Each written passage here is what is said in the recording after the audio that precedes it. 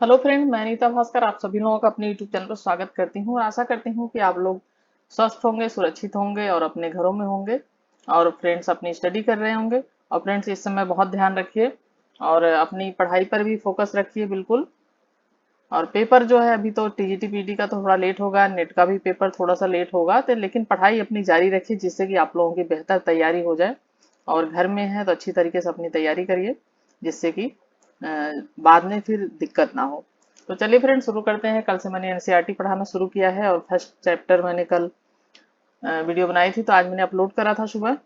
और हड़प्पा सभ्यता के बारे में पढ़ाया था। ईंटें मन के अस्थियां ये हमारा चैप्टर चल रहा था। और उसी में कल हमने हड़प्पा सभ्यता के बारे में पढ़ा था, आज हम उसी में पढ़ेंगे मोहनजोदड़ो। तो कल हमने बहुत सारी चीजें इसमें पढ़ी थी। और निर्वाह के कैसे वो लोग अपना जीवन निर्वाह करते थे हड़प्पा सभ्यता के लोग। और कैसे कृषि कैसे करते थे, प्रौद्योगिकी क्या थी, इन सब के बारे में मैंने कल आप लोगों को बताया था और वीडियो अपलोड किया था। तो चलिए फ्रेंड्स आज हम मोहनजोदड़ो के बारे में पढ़ेंगे। और फ्रेंड्स वीडियो शुरू करने से पहले बस छोटा सा रिक्वेस्ट है, अगर वीडियो पसंद आए तो लाइक कमेंट शेयर और सब्सक्राइब कर लें अगर जो लोग नए हैं चैनल पे। और जिन लोगों ने टेलीग्राम चैनल नहीं ज्वाइन किया है वो लोग वीडियो के डिस्क्रिप्शन में जाके टेलीग्राम चैनल ज्वाइन कर लें, लिंक वहां पे दे दिया गया है जिससे कि आप लोग को पीडीएफ भी प्राप्त हो जाए। तो आप वीडियो भी देखें और पीडीएफ भी देखें तो आपकी अच्छी तैयारी हो जाएगी। और इससे अच्छी तैयारी नहीं हो पाएगी अगर आप एनसीईआरटी की जो मैं तैयारी करवा रही हूँ उससे आप तैयारी नहीं करते हैं तो। बाकी और भी चीजें जो भी है मैं सब कराऊंगी बाद में। ठीक है, तो चलिए फ्रेंड्स शुरू करते हैं। मोहनजोदड़ो एक नियोजित शहरी केंद्र। तो सबसे पहले हम ये जान लें कि मोहनजोदड़ो की खुदाई कब हुई थी। 1921 में हुई थी। जो है हड़प्पा सभ्यता की खुदाई, सिंधु घाटी की सभ्यता जब की शुरुआत हुई, जब खुदाई हुई। और मोहनजोदड़ो की खोज हुई थी रखाल दास बनर्जी द्वारा 1922 ईस्वी में। कब हुई थी? 1922 ईस्वी में हुई थी मोहनजोदड़ो की खुदाई। तो मोहनजोदड़ो का अर्थ क्या होता है? मोहनजोदड़ो का मतलब है कि इसका अर्थ माना जाता है मृतकों का टीला। ठीक। तो मोहनजोदड़ो एक निजी शहरी केंद्र, संभवतः हड़प्पा सभ्यता का सबसे अनूठा पहलू शहरी केंद्रों का विकास था। ठीक है, आइए ऐसे ही एक केंद्र मोहनजोदड़ो को और सूक्ष्मता से देखते हैं। हालांकि मोहनजोदड़ो सबसे प्रसिद्ध पुरा स्थल है। क्या है? सबसे प्रसिद्ध पुरा स्थल है। सबसे पहले खोजा गया हड़प्पा स्थल। ठीक है, पहले हड़प्पा खोजा गया था, फिर जो है कल हमने हड़प्पा के बारे में पढ़ा था तो आज हम मोहनजोदड़ो के बारे में पढ़ेंगे। बस्ती दो भागों में विभाजित है, एक छोटा लेकिन ऊंचाई पर बनाया गया, दूसरा कहीं अधिक बड़ा लेकिन नीचे। ठीक है, दो भागों में बस्ती विभाजित थी, एक कहीं अधिक बड़ा लेकिन नीचे और एक छोटा जो ऊंचाई पर। ठीक है, और ये देखिए निचला शहर दुर्ग, ये चित्र भी है, मानचित्र है ये जो देखे तो ये दुर्ग है जो थोड़ा छोटा है लेकिन ऊंचाई पे है। और ये निचला शहर है, बड़ा है, काफी बड़ा है, देखिए ये सब। तो ये है हमारा जो है मानचित्र। ठीक है,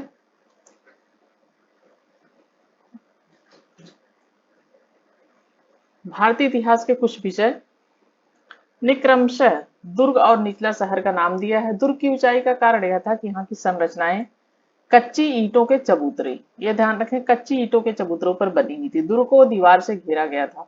दुर्ग को किससे घेरा गया था? दीवार से घेरा गया था। इसका अर्थ है कि इसे निचले शहर से अलग किया गया था। निचला शहर भी दीवार से घेरा गया था। इसके अतिरिक्त कई भवनों को ऊंचे चबूतरों पर बनाया गया था जो नींव का कार्य करते थे। अनुमान लगाया गया है कि यदि एक श्रमिक प्रतिदिन 1 घनी मीटर मिट्टी खोद ढोता होगा तो मात्र आधारों को बनाने के लिए ऐसी 40 लाख श्रम दिवसों अर्थात बहुत बड़े पैमाने पर श्रम की आवश्यकता पड़ी होगी। ठीक है, एक बार चबूतरों के यथास्थान बनने के बाद शहर का सारा भवन निर्माण कार्य चबूतरों पर एक निश्चित क्षेत्र के लिए सीमित था। इसलिए ऐसा प्रतीत होता है कि पहले बस्ती का नियोजन किया गया। क्या प्रतीत होता है? कि पहले बस्ती का जो है नियोजन किया गया था, फिर उसके अनुसार उसका कार्य, यानी पहले बस्ती का को बसाया गया, फिर उसके आधार पर उसको उसका क्रियान्वयन किया गया था। नियोजन के अन्य लक्षणों में ईंटें शामिल हैं जो भले ही धूप में सुखाकर अथवा मिट्टी में पकाकर बनाई गई थी। यानी ईंटें शामिल है जो धूप में चाहे भले सुखा के बनाई गई हों या भट्टी में जो है पकाकर बनाई गई। एक निश्चित अनुपात की होती थी, इनका अनुपात होता था, एक निश्चित अनुपात की ईंटें होती थी। ठीक है, जहां लंबाई और चौड़ाई की क्रमशः 4 गुनी और दुगनी होती थी। इस प्रकार की ईंटें सभी हड़प्पा बस्तियों में प्रयोग में लाई जाती थी। ठीक है, ये हड़प्पा की दुर्दशा ये थोड़ा सा देख लेते हैं। हड़प्पा सभ्यता का सबसे पहले खोजा गया, हड़प्पा सभ्यता सबसे पहले खोजा गया स्थल है।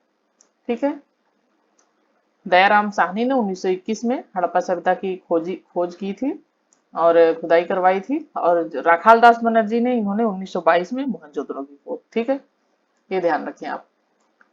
ईंट चुराने वाले ने बुरी तरीके से इसे नष्ट कर दिया था, यानी ईंटों को चुराने के चक्कर में उन्होंने क्या किया था कि इसे बुरी तरीके से नष्ट कर दिया था। 1875 में भारतीय पुरातत्व सर्वेक्षण के पहले जनरल अलेक्जेंडर कनिंघम, जिन्हें सामान्यतः भारतीय पुरातत्व का जनक कहा जाता है। किसको जनक कहा जाता है? भारतीय पुरातात्विक सर्वेक्षण का जनरल अलेक्जेंडर कनिंघम। ठीक है, ध्यान रखें इसे।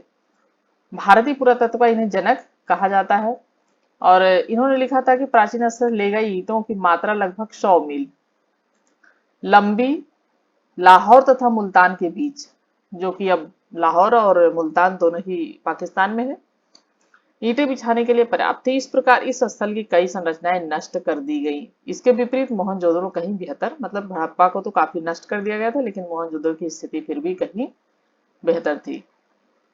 नालों का निर्माण। हड़प्पा शहरों की सबसे अनूठी विशेषताओं में एक ध्यानपूर्वक नियोजित जल निकास प्रणाली थी। ये बहुत पढ़ा भी होगा आपने। जल निकास प्रणाली यानी जल नालियों द्वारा जल जो है निकलने की व्यवस्था भी थी, और पक्की ईंटों के वो जो है बनाए गए थे और ढके हुए थे, ये बहुत अच्छी बात थी। सड़कों तथा गलियों को लगभग, ठीक है, एक ग्रिड पद्धति में बनाया गया था, और एक दूसरे को समकोण पर काटते थे। कैसे काटते थे? एक दूसरे को समकोण पर काटते थे। और इसमें जल निकास प्रणाली थी, जिससे निचले शहर के नक्शे को देखें तो ये नक्शा है, देखिए निचले शहर के नक्शे को देखें तो पाएंगे सड़कों और गलियों के लगभग एक ग्रिड पद्धति में बनाया गया था। किस पद्धति में? ग्रिड पद्धति में। ऐसा प्रतीत होता है कि पहले नालियों के साथ गलियों को बनाया गया था और फिर उनके अलग अगल बगल आवासों का निर्माण किया। ऐसा माना जाता है कि पहले क्या किया गया था? नालियों नालियों के साथ गलियों को बनाया गया था। पहले नालियां बनाई गई, फिर उसके साथ साथ गलियां बनाई गई। उसके बाद क्या किया गया? उनके अगल बगल आवास रहने के लिए उन्होंने क्या किए? घरों का निर्माण किया। यदि घरों के गंदे पानी को गलियों की नालियों से जोड़ना था तो प्रत्येक घर की कम से कम एक दीवार का गली से सटा होना आवश्यक था। तो ये बहुत अच्छी व्यवस्था थी। गंदे पानी को निकालने के लिए उन्होंने क्या किया था? नालियों की व्यवस्था की थी। और ये देखिए एक नाली का प्रवेश द्वार भी है यहाँ पे, ये देखिए आप, ये है जो है बना हुआ है इस तरीके से। दुर्ग हालांकि अधिकांश हड़प्पा बस्तियों में एक छोटा ऊंचा पश्चिमी तथा एक बड़ा लेकिन निचला पूर्वी भाग है। इस पर नियोजन की विविधताएं। धौलावीरा तथा लोथल, ये दोनों स्थल कहाँ है? धौलावीरा तथा लोथल। और एग्जाम में हमेशा पूछा जाता है धौलावीरा कहाँ है, लोथल कहाँ है, तो ये आप ध्यान रखें कहाँ है? गुजरात में है। ठीक है, जैसे स्थलों पर पूरी बस्ती किलेबंद थी। ठीक है, कैसी थी? मतलब किले जैसे चारों तरफ से बंद थी, किलेबंद, किला के तरीके से बना के चारों तरफ से बंद किया थे। धौलावीरा और कहाँ? लोथल। और ये कहाँ है? दोनों गुजरात में है। शहर के कई हिस्से भी दीवारों से घेर कर अलग किए गए थे। क्या है? शहर के जो और कई हिस्से थे उन्हें क्या किया गया था? दीवारों से घेर कर अलग किया गया था। लोथल में दुर्ग दीवार से घिरा तो नहीं था, पर ऊंचाई बहुत पर बनाया गया था। जो लोथल में दुर्ग बना है उसका क्या था कि उसको कुछ ऊंचाई पर वो बनाया गया था, घिरा चारों तरफ से, मतलब घिराव नहीं हुआ था उसका, लेकिन वो क्या हुआ था? ऊंचाई पर बनाया गया था। ठीक, गृह स्थापत्य। ठीक है, मोहनजोदड़ो का जो निचला शहर आवासीय भवनों के उदाहरण प्रस्तुत करता है। इनमें से एक आंगन पर केंद्रित थे, जिसके चारों ओर कमरे बने, यानी बीच में आंगन होता था। और क्या होता था कि जैसे गांव में भी हमने देखे हैं कच्चे घर होते थे पहले, तो उसमें बीच में आंगन होता और चारों तरफ कमरे बने होते थे। तो इस तरीके से आंगन था और चारों तरफ क्या होता था? उसमें कमरे बने होते थे। ठीक है,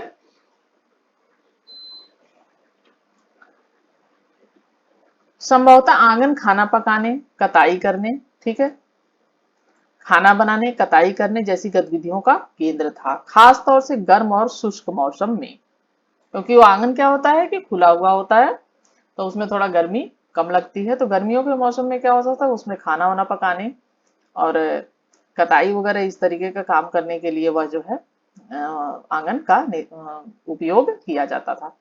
यहाँ एक अन्य रोचक पहलू लोगों द्वारा अपनी एकांतता को दिया जाने वाला महत्व था। ठीक है, एक रोचक पहलू था कि लोग जो है उसमें एकांतता को दिया जाने वाला महत्व। भूमि तल पर बनी दीवारों में खिड़कियां नहीं है। जो भूमि तल पर यानी पहले मंजिल पे भूमि तल पे जो दीवारें बनी है उसमें खिड़कियां नहीं होती थी। शायद हो सकता है चोरी वोरी या इस तरीके की कुछ उन्हें आशंका रहती है, या जानवरों से किसी तरीके का आशंका रहती है, जिसकी वजह से खिड़कियों का निर्माण निचले उस पे नहीं करते थे, भूमि तल पे जो भवन बने होते थे। इसके अतिरिक्त मुख्य द्वार से आंतरिक भाग अथवा आंगन का सीधा अवलोकन नहीं होता था, यानी मुख्य द्वार से जो आंगन होता था तो उसे सीधे वह आंगन दिखाई नहीं देता था। हर घर का ईंटों के फर्श से बना अपना एक स्नान घर होता था। ये बहुत बड़ी बात थी उस समय की, कि कितनी पुरानी सभ्यता में भी क्या होता था कि अपना स्नान घर भी होता था उनका, जिसकी नालियां दीवार के माध्यम से सड़क की गलियों से जुड़ी होती थी। कुछ घरों में दूसरे तल या छत पर जाने हेतु बनाई गई सीढ़ियों के अवशेष मिले थे। क्या मिले थे? छत पर जाने के लिए सीढ़ियां का भी निर्माण किया गया था, और कुओं का भी पता चलता है। ठीक है, कुओं के भी अवशेष मिले हैं, जो कि कुएं जिससे पता चलता है कि कुओं का भी निर्माण हुआ था, जो अधिकांशतः एक ऐसे कक्ष में बनाए गए थे जिसमें बाहर से आया जा सकता था और जिनका प्रयोग संभवतः राहगीरों द्वारा है। ठीक है, जैसे गांवों में भी होता था पहले कि कुएं होते थे और ऐसी जगह बनाया जाता था कि बाहर से आते जाते लोगों को पानी की मिल सके। तो उसी तरीके से जिससे राहगीर जो रास्ते में लोग जाते थे उनके द्वारा उपयोग किया जाए, इस तरीके की व्यवस्था की गई थी। ठीक है, कि जिससे उन्हें भी पानी मिल सके। विद्वानों ने अनुमान लगाया है कि मोहनजोदड़ो में कुओं की कुल संख्या लगभग 700 थी। कितनी थी? कुल संख्या 700 थी। क्या विद्वानों ने अनुमान लगाया है? अनुमान लगाया है कि मोहनजोदड़ो में जो कुओं की कुल संख्या थी, कितनी थी? संख्या थी करीब 700 मानी जाती है। ठीक है, अब थोड़ा सा ये अब तक खोजी गई प्राचीनतम प्रणाली, इसके बारे में थोड़ा सा देख लेते हैं। नालियों के विषय में मैके लिखते हैं। कौन लिखता है? मैके लिखते हैं। मैके लिखते हैं कि निश्चित रूप से ये अब तक खोजी गई सर्वथा संपूर्ण प्राचीन प्रणाली है। ठीक है, ये कोटेशन याद रखें बिल्कुल, और एग्जाम में पूछ लेगा। तो मैके क्या लिखते हैं? निश्चित रूप से यह अब तक खोजी गई सर्वथा संपूर्ण प्राचीन, यानी इनका कहना है कि अब तक जितनी भी खोजी गई हैं सभ्यताएं, उनमें यह सबसे सर्वथा संपूर्ण और पूरी तरह से क्या है, ये प्राचीन प्रणाली है, यानी प्राचीन व्यवस्था है। हर आवास गली की नालियों से जोड़ा गया था। मुख्य नाले गारे में जमाई गई ईंटों से बने थे। ठीक है, और इन्हें ऐसी ईंटों से ढका गया था जिन्हें सफाई के लिए हटाया जा सके। इस तरीके से इन्हें ढका गया था कि जब सफाई हो तो इन्हें हटाया भी जा सके। कुछ स्थानों पर ढकने के लिए चूना पत्थर की पट्टिका का प्रयोग किया गया है, यानी चूना पत्थर जो होता था उसका थोड़ा सा पट्टियां होती थी, जिसे पट्टिया बोलते हैं करीब करीब, तो उस तरीके की पट्टियों का भी प्रयोग किया जाता था। घरों की नालियां पहले एक हौदी या मलकुंड में खाली होती थी। ठीक है, जिसमें जो है मलकुंड यानी बाथरूम वाथरूम का वो था जो खाली होती थी, और हौदी मतलब बड़ा सा, ये हौदी गांव में पशुओं को चारा वारा खिलाते हैं तो उसे भी हौदी बोलते हैं, एक तरीके नाद या हौदी इस तरीके से। तो ये चीज इस तरीके से बड़ा सा कुंड होता था, जिसमें क्या होता था, ठोस पदार्थ तो जमा हो जाता था और गंदा पानी क्या होता था, गली की नालियों में बह जाता था। बहुत लंबे नालों में कुछ अंतरालों पर सफाई के लिए हौदियां बनाई गई थी। यह पुरातत्व का एक अजूबा ही है कि मलबे मुख्यतः रेत के छोटे छोटे ढेर सामान्यतः निकासी के नालों के अगल बगल पड़े मिले हैं, जो दर्शाते हैं कि नालों की सफाई के बाद कचरे को हमेशा हटाया नहीं जाता था। इससे मतलब यह कि जमे मिले हैं, जिससे पता चलता है हमेशा नालों की जब सफाई होती होगी तो जो उससे कचरा निकलता था, कूड़ा कचरा, उसे क्या करते थे, हमेशा नहीं हटाते होंगे, कभी हटा दिए कभी नहीं हटाए, साफ सफाई की व्यवस्था जो भी थी। तो 19 मई के अर्ली इंडस सिविलाइजेशन 1948। जल निकास प्रणालियां केवल बड़े शहरों तक ही सीमित नहीं थी, बल्कि ये छोटी बस्तियों में भी मिली थी। यानी ये जो जल निकासी की व्यवस्था थी, ठीक है, नालियों की व्यवस्था थी, सिर्फ बड़े शहरों तक ही सीमित नहीं थी। ये क्या थी, छोटी जो छोटी छोटी बस्तियां बसी बनाई गई थी, जो बस्तियां बसी हुई थी, गांव बसे हुए थे छोटे छोटे, उसमें भी जो है ये मिली है नालियों की जो व्यवस्था है। लोथल जो कि गुजरात में मैंने बताया था अभी, गुजरात में है। आवासों के निर्माण के लिए जहां कच्ची ईंटों का प्रयोग हुआ था, वही नालियां पक्की ईंटों से बनाई। कच्ची ईंटों का भी प्रयोग हुआ है और पक्की जो है ईंटों के भी प्रयोग हुआ है। ठीक है। आंगन कहाँ है, दो सीढ़ियां कहाँ है, आवास का प्रवेश द्वार या कैसा, ये देखिए इसमें सब जो है दिया हुआ है। ठीक है। यहाँ से प्रवेश द्वार है ये इसका, और इसमें अंदर जाके आंगन होगा। ये बाहर से तो नजर नहीं आ रहा है, लेकिन अंदर आंगन होगा और इस तरीके से बनाएंगे।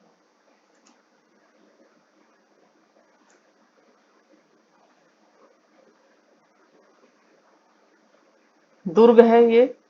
ठीक है।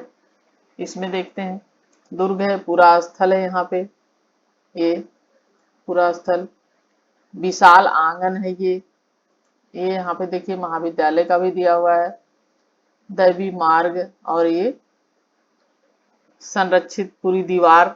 ये इस तरीके से दीवार को क्या होता था, ये पूरी ऐसे ऐसे ऐसे देखिए कवर की हुई है चारों तरफ से। ये पूरा दुर्ग टाइप, मतलब चारों तरफ से किला नुमा इस तरीके से बनाया गया है। ठीक है। जैसन द्वारा खोदा हुआ कुआ, किसके द्वारा खोदा हुआ है, जैनसन द्वारा। ये देखिए कुआं है यहाँ पे, ठीक है, ये कुआं है। तो ये सब इसमें स्तंभों वालों हॉल हॉल भी है। ठीक है। दुर्ग पर हमें ऐसी संरचनाओं के साक्ष्य मिलते हैं जिनका प्रयोग संभवतः विशिष्ट सार्वजनिक प्रयोजनों के लिए किया जाता था। तो ऐसे साक्ष्य मिलते हैं, ऐसे प्रमाण मिलते हैं कि जिसका क्या होता था, जो है प्रयोग माना जाता है कि विशिष्ट सार्वजनिक प्रयोजनों के लिए, यानी सार्वजनिक कार्यों के लिए उसका प्रयोजन के लिए किया जाता था। इनमें एक माल गोदाम, एक ऐसी विशाल संरचना जिसके ईंटों से बने केवल निचले हिस्से शेष हैं, जबकि ऊपरी हिस्से जो संभवतः लकड़ी से बने थे बहुत पहले ही नष्ट हो गया, यानी निचला हिस्सा बचा हुआ है और उसके अवशेष हैं, लेकिन ऊपर लकड़ी से बना हुआ था तो इसलिए शायद नष्ट हो चुका है। और विशाल स्नानागार भी सम्मिलित है। ठीक है। विशाल स्नानागार आंगन में बना एक आयताकार जलाशय है। विशाल स्नानागार क्या है, आंगन में बना हुआ एक आयताकार जो है जलाशय है, जो चारों ओर से एक गलियारे से घिरा हुआ है, यानी चारों तरफ से घिरा हुआ है, और बीच में क्या है, वो बड़ा सा जो है स्नानागार है, आयताकार। ठीक है। जलाशय के तल तक जाने के लिए इसके उत्तरी और दक्षिणी भाग में दो सीढ़ियां बनी थी, एक शायद जाने के लिए, एक नहाकर निकलने के लिए, ऐसा कुछ होगा। तो इसमें क्या है कि उत्तरी और दक्षिणी भाग में दो सीढ़ियां बनी हुई थी। जलाशय के किनारों पर ईंटों को जमाकर तथा जिप्सम के गारे के प्रयोग से इसे जलबद्ध किया गया था। ठीक है। जमाकर इसे क्या किया गया था कि इस तरीके से बनाया गया था जिससे इसके जो है पानी इधर उधर ना जाए। इसके तीनों ओर कक्ष बने हुए थे, जिसमें एक में एक बड़ा कुआं था। जलाशय से पानी एक बड़े नाले में बह जाता था। जलाशय से पानी पानी क्या होता था कि एक नाला था जिसमें उसमें पानी, गंदा पानी निकलता रहता होगा। ठीक है। इसमें उत्तर में एक गली के दूसरी ओर अपेक्षाकृत छोटी संरचना थी, जिसमें 8 स्नानागार बनाए गए थे। जिसमें कितने स्नानागार बनाए गए थे, 8 स्नानागार बनाए थे। एक गलियारे के दोनों ओर 4-4 स्नानागार बने थे। एक गलियारा जो था उसके क्या थे, 4-4 स्नानागार बने थे। प्रत्येक स्नान घर से नालियां गलियारे के साथ साथ बने एक नाले में मिलती थी। इस संरचना का अनोखापन तथा दुर्ग क्षेत्र में कई विशेष संरचनाओं के साथ इनके मिलने से इस बात का स्पष्ट संकेत मिलता है कि इसका प्रयोग किसी प्रकार के विशेष अनुष्ठानिक स्नान के लिए किया जाता था। हो सकता है कि किसी धार्मिक उसके लिए उसका प्रयोग होता होगा। ठीक है। जो ये बड़ा सा स्नानागार था, इसका प्रयोग हो सकता है धार्मिक का, जैसे आजकल कुंभ वगैरह इस तरीके की चीजें हैं और स्नान करने लोग जाते हैं, तो हो सकता है विशेष धार्मिक अनुष्ठान किया जाता होगा तब इसका स्नान के लिए इसका प्रयोग किया जाता होगा, इसे पवित्र मानते होंगे। ठीक है।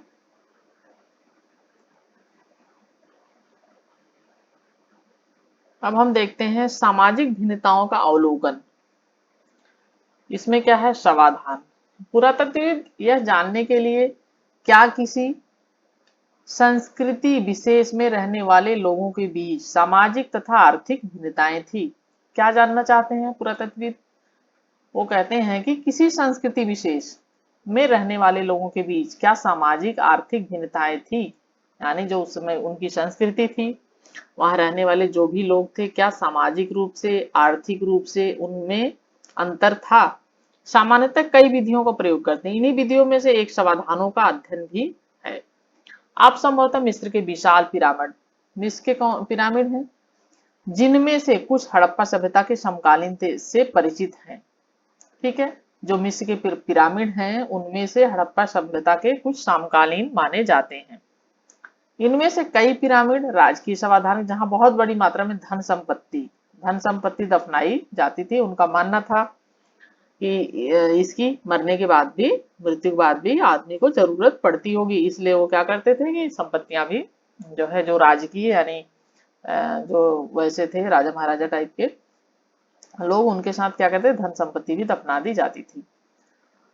हड़प्पा स्थलों में मिले सावधान में आमतौर मृतकों को गर्तों में दफनाया, यानी गड्ढे खोदकर उन्हें दफनाया गया था। कभी कभी समाधान गर्त की बनावट एक दूसरे को भिन्न होती थी। कुछ स्थानों पर गर्त की सतहों पर ईंटों की चिनाई भी की गई थी, यानी कहीं कहीं ईंटों की चिनाई भी कर देते थे। और कुछ कब्रों में मृदभांड तथा आभूषण भी मिले हैं। ठीक है, कुछ क्या है जगहों पर उन्होंने क्या किया है कि उन्हें लगता था कि मरने के बाद भी इन्हें भूख लगती होगी, खाने पीने की, आभूषणों की जरूरत पड़ती होगी, तो ऐसा माना जाता था। तो इसलिए क्या करते थे, कुछ कब्रों में मृदभांड यानी बर्तन, मिट्टी के जो बने बर्तन होते थे उसे कहते थे मृदभांड, और उस पर जो है काफी पक्की मिट्टी से बना देते थे वो। और आभूषण भी मिले हैं जो संभवतः एक ऐसी मान्यता के संकेत थे जिनके वस्तुओं का मृत्यु प्रांत प्रयोग किया जा सकता था। पुरुषों और महिलाओं दोनों के समाधानों से आभूषण मिले हैं, यानी पुरुषों के भी समाधान से जहां दफनाया गया तो वहां से भी, और महिलाओं के भी समाधान से आभूषण मिले हैं। 1980 के दशक के मध्य हड़प्पा के कब्रिस्तान में हुए उत्खननों में एक पुरुष की खोपड़ी के समीप शंख के 3 छल्लों, जैस्पर एक प्रकार का रत्न होता है ये, जैस्पर के मनके और तथा सैकड़ों की संख्या में सूक्ष्म मनकों से बना एक आभूषण मिला है। ठीक है, कहीं कहीं पर क्या है, मृतकों को तांबे के दर्पणों के साथ दफनाया गया था। ठीक है, तांबे के दर्पण यानी शीशे के साथ दफनाया गया था। देखिए एक तांबे का दर्पण यहाँ पे है, ये चित्र बना हुआ है, तांबे का दर्पण का ये चित्र है। ठीक है, ये है तांबे का दर्पण बना हुआ। तो क्या होता था कि कहीं कहीं पे ऐसा भी मिला है कि तांबे के, ये ध्यान रखे कि ये जो भी चीजें मिल रही हैं वो कहाँ मिली है, मोहनजोदड़ो में, ये जरूर रखें क्योंकि एग्जाम में आएगा तो यही पूछेगा ये चीजें कहाँ पे मिली हैं, किस स्थान से मिली हैं, तो इसलिए इन सब चीजों पे बहुत ध्यान दें। हड़प्पा सभ्यता के निवासियों का मृत्यु के साथ बहुमूल्य वस्तु दफनाने में विश्वास नहीं था, जबकि ये देखिए इतना इसमें ये अंतर है कि मोहनजोदड़ो में इस तरह की चीजें मिली हैं, मृतकों के साथ दर्पण का भी प्रयोग किया गया, तांबे का खाने पीने का सामान भी रखा गया, मिट्टी के बर्तन भी रखे गए, आभूषण भी रखे, ये सब चीजें कहाँ रखी गई हैं, हड़प जो है कहाँ पे, मोहनजोदड़ो में जिन लोगों को दफनाया जाता था। लेकिन देखिए ये अंतर है कि हड़प्पा सभ्यता के निवासियों का मृतकों के साथ बहुमूल्य वस्तु दफनाने में विश्वास, ये लग भी मतलब कुछ वस्तुएं दफनाते थे लेकिन ज्यादा बहुमूल्य वस्तुएं दफनाने में हड़प्पा सभ्यता के लोग जो है विश्वास नहीं करते थे, जबकि मोहनजोदड़ो के लोग क्या होता था, वो विश्वास करते थे, बहुमूल्य वस्तुएं भी, आभूषण भी उसमें दफना दिया करते थे। ठीक है, विलासता की वस्तुओं की खोज सामाजिक भिन्नता को पहचानने की एक अन्य विधि भी है। ठीक है, सामाजिक भिन्नता को पहचानने की एक अन्य विधि है ऐसी पुरा वस्तुओं का अध्ययन जिन्हें पुरातत्वविद मोटे तौर पर उपयोगी तथा विलास की वस्तुओं में, यानी भोग विलास की वस्तुएं के रूप में वर्गीकृत करते हैं, यानी उसका वर्गीकरण करते हैं। पहले वर्ग में रोजमर्रा के उपयोग की वस्तुएं, ठीक है, जो कि रोजमर्रा के जैसे खाने पीने का सामान है, बर्तन है, इस तरह की चीजें जिन्हें पत्थर अथवा मिट्टी जैसे सामान्य पदार्थों से आसानी से बनाया, जिसको क्या कहते थे, पत्थर, मिट्टी, इन सब चीजों से के पदार्थों से आसानी से बनाया जा सकता था। इनमें क्या क्या होती थी, चक्कियां, कल वाले में मैंने जो वीडियो अपलोड किया था हड़प्पा की सभ्यता में, उसमें चक्कियों के बारे में मैंने बताया था। और जिन लोगों ने पहले की वीडियो नहीं देखी है वो प्लीज पहले की वीडियो देखें, वीडियो के प्लेलिस्ट में जाके। मृद भांड यानी मिट्टी के बर्तन, सुइयां, झावा आदि, ये सब चीजें शामिल हैं। ठीक है, तो इन सब चीजों को, ये पत्थर के ही ये चक्कियां भी होती थी, मृद भांड जो मिट्टियों के बनते थे, सुइयां भी हैं, और झावा एक तरीके का वो कुछ डार्क ब्राउन टाइप का कुछ इस तरीके का पत्थर होता था। ठीक है, उसे झामा कहते थे। ये वस्तुएं सामान्य रूप से बस्तियों में सर्वत्र पाई गई हैं। तो ये सब सारी वस्तुएं मिली हैं, सामान्य रूप से पाई जाती हैं। पुरातत्वविद क्या कहते हैं, उन वस्तुओं को कीमती मानते हैं। पुरातत्वविदों का कहना है कि ये वस्तुएं क्या थी, ये कीमती थी, जो दुर्लभ हो और वहीं स्थानीय स्तर पर उपलब्ध अनुपलब्ध यानी उपलब्ध न हो, पदार्थों से अथवा जटिल तकनीकी से बनी हो, यानी पदार्थों से बनी हो, जटिल तकनीकों से यानी कठिन तकनीकी से बनी हो। इस प्रकार फ्यांस घिसी हुई रेत अथवा बालू तथा रंग और चिपचिपे पदार्थ के मिश्रण को पकाकर बनाया गया पदार्थ। ये देखिए क्या है, फ्यांस। ठीक है, किससे बनता, घिसी हुई रेत, बालू, रंग और चिपचिपे टाइप का कुछ पदार्थ का मिश्रण होता था, जिसे पका दिया जाता था और उससे ये बनाया जाता था। उसे क्या कहते थे, इसका फ्यांस। ठीक है, ये छोटे पात्र समतल कीमती माने जाते थे। ये देखिए ये बना हुआ है, ये है फ्यांस से बना एक पात्र। ये थोड़ा कई चीजों को मिला के थोड़ा सा बनाया जाता था, इसे महंगा माना जाता था। ये बना हुआ है बर्तन, एक पात्र बर्तन। ठीक है,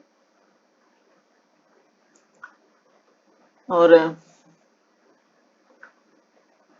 स्थिति तब और जटिल हो जाती है जब हमें रोजमर्रा के प्रयोग की वस्तुएं जैसे तकलियां और फ्यांस जैसे दुर्लभ पदार्थ से बनी मिलती हैं। हम इनका वर्गीकरण उपयोगी या फिर विलास की वस्तुओं के रूप में करें, यानी इसका उपयोग, इसको हम कैसे इसका वर्गीकरण करें, कैसे अंतर करें कि ये विलास की वस्तुएं भोग विलास के लिए हैं या यह उपयोग की जाती थी इसलिए थी। ठीक है, यदि हम ऐसी पूरा वस्तुओं के वितरण का अध्ययन करें तो हम पाते हैं कि महंगे पदार्थों से बनी दुर्लभ वस्तुएं सामान्यतः मोहनजोदड़ो और हड़प्पा जैसी बस्तियों में केंद्रित हैं, और छोटी बस्तियों में बिरले ही मिलती है, यानी छोटी बस्तियों में ये सब चीजें कम मिलती थी। ठीक है, बिरले मतलब कि थोड़ा बहुत कभी मिलती थी, कम। ठीक है, फ्यांस से बने लघु पात्र जो संभवतः सुगंधित द्रव्यों के पात्रों के रूप में प्रयोग होते थे, अधिकांशतः मोहनजोदड़ो और हड़प्पा से मिलते हैं। ये फ्यांस के जो बने, ये कहाँ से मिले, हड़प्पा से भी मिले हैं कुछ और मोहनजोदड़ो से भी मिले, ये ध्यान रखें। कालीबंगन, कालीबंगन कहाँ है, राजस्थान में। ठीक है, जहां से जुते हुए खेत के साक्ष्य मिले हैं। ठीक है, कालीबंगा। तो कालीबंगन जैसी छोटी बस्तियों को बिल्कुल नहीं, यानी ये छोटी बस्ती थी कालीबंगन, यहाँ से जुते हुए खेत के साक्ष्य मिले जहां से, वहां से ये बिल्कुल भी इस तरीके के पदार्थ है जो है फ्यांस टाइप, ये सब नहीं मिले हैं। सोना भी दुर्लभ, यानी सोना भी दुर्लभ तथा संभवतः आज की तरह कीमती था। सोना यानी पहले भी कीमती था, आज भी कीमती है। हड़प्पा स्थलों से मिले सभी स्वर्णाभूषण संचय से प्राप्त हुए थे। तो ये भी थोड़ा मिला है, सोना भी दुर्लभ तथा संभवतः आज की तरह कीमती था और हड़प्पा से मिले सभी स्वर्णाभूषण संचय से प्राप्त हुए थे। ठीक है, संचय शब्द लोगों में सावधानी पूर्वक अधिकांश पात्रों जैसे कि घड़ों में रखी गई वस्तुओं के लिए प्रयोग किया जाता था। ऐसे संचय आभूषणों के हो सकते थे, संचय मतलब इकट्ठा किया जाना, और अथवा धातु कर्मियों द्वारा प्रयोग के लिए संभाल कर रखी गई वस्तुओं के कारणवश मूल स्वामियों ने इन्हें मूल पुनः प्राप्त नहीं किया और ये अब तक अपने स्थान पर ही रहते हैं जब तक कोई पुरातत्व इन्हें खोज नहीं निकालता। ठीक है, अगर पुरातत्व न खोज के निकालते तो अब तक पड़े रहते ये सब चीजें। तो कल हम नेक्स्ट वीडियो में इसके आगे का देखेंगे, शिल्प उत्पादन के विषय में जानकारी और बहुत सारी चीजें। तो फ्रेंड्स, इससे आप तैयारी अपनी करिए, एनसीईआरटी से बहुत ही अच्छी जो है आपकी तैयारी हो जाएगी। तो आज के लिए इतना ही। वीडियो पसंद आए तो उसे लाइक करें, कमेंट करें, शेयर करें और चैनल को सब्सक्राइब कर लें यदि आप नए हैं तो। चलिए friends, thank you for watching video.